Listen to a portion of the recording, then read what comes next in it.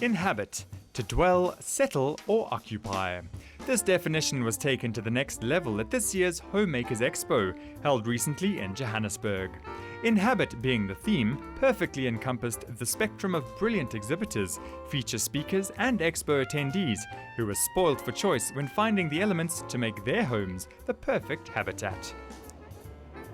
We all love to sit on our stoops and live into the outside of our environment.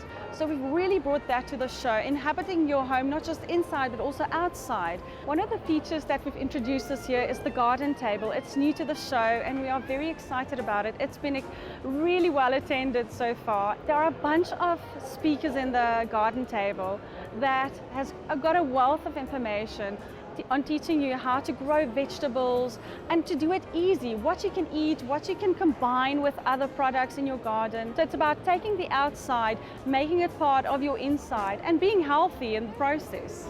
People always tend to think that when you eat healthy, it needs to be quite expensive. You know, for me, it's always about making sure you have the right ingredients in your pantry. My go-to ingredients is always my olive oil, my raw honey, and a good quality salt and ground black pepper. So for today, what we're going to be doing is we're going to be stir-frying some beautiful red onion and capsicum peppers, stir-fried on some olive oil, seasoned with some raw honey.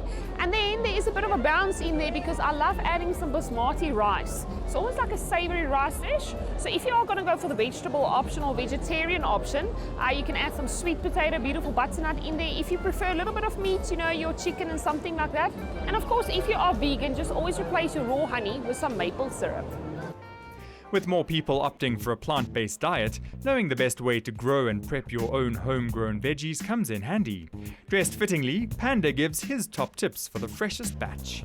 The first thing, the correct growing medium have to be used, and then you're going to sow your seeds of success, and then the correct fertilizer, and make sure at least every 2 weeks you're in that veggie garden, you talk to the vegetables. Then I focus on a bit of healthy cooking because, as you can see, I'm quite a fanatic with healthy cooking.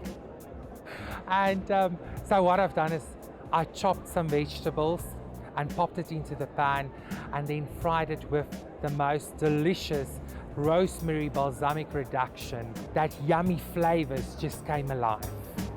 Aside from the deliciousness that is brought alive with the right ingredients, taking it back to the roots involves carefully planning how your edible garden is structured, because that influences how much time you'll spend tending to it.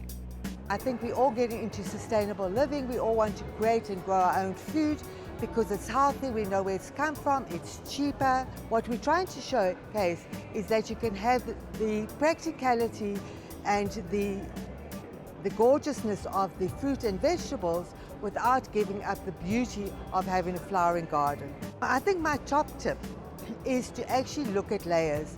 A lot of times when we go in and we look at edible gardens, they can be very flat. We as people like variety, that's what excites us.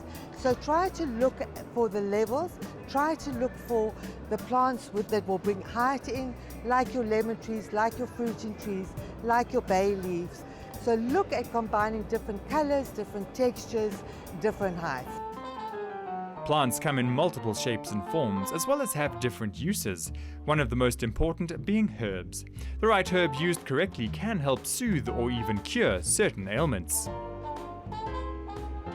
So the garden table is a very exciting concept. It's about putting those plants out that are edible and medicinal, making people aware of what they've got in their gardens they can eat. I'm going to be talking about making beautiful salads, making beautiful teas, and using everything that's edible from your garden and going all the way through to edible flowers. And those edible flowers would be things like the cornflowers and the echinacea and the elderflower. Very exciting different varieties that are used for every single ailment. The top tips I would always suggest if you're going to be dealing with anything that you don't know is first to consult your practitioner. If you're going to be mixing your own herbal teas and you're unsure of a plant, make absolutely sure what that plant is, and then make sure if you have got a condition that your practitioner knows or your doctor knows. What is a great expo without some spectacular DIY? The InHabit Workshop served as the perfect platform for feature speakers and DIY enthusiasts to get their hands dirty and encourage expo attendees to do the same. At the InHabit Workshops. We're featuring how to do work with clay, so it's the characteristics of clay, and how to get clay from the clay state into the final ceramic state. Okay, so the steps today include is rolling out your clay, shaping, forming and molding it, and then letting it dry so that you can fire it in the kiln. So my 3 top tips for working with clay is patience and a lot of it. Also keeping your workspace neat, and then letting the clay or allowing the clay taking up the form that the clay kind of guides you. So there is a bit of an art form involved. With gardening and DIY covered, there was a look to what's to come in home improvement innovation. The Young Designers Challenge is a platform for industrial designers. We've partnered with the University of Johannesburg, and what it's all about is this year the students, they had to design a tool, a smart tool. It's either for homeware, the garden, the garage, anywhere. I don't want to lie guys, we have some really cool prototypes here. We had one guy who had a widget inspiration, whereby he created a hedge trimmer that could pretty much scan your bush before you even cut it to the actual shape of how you want to cut it, giving you the run time of how long it's going to take you. I mean, that's an innovative solution that the market has never seen before. More of the excitement explored in the next HOMEMAKERS Expo recap.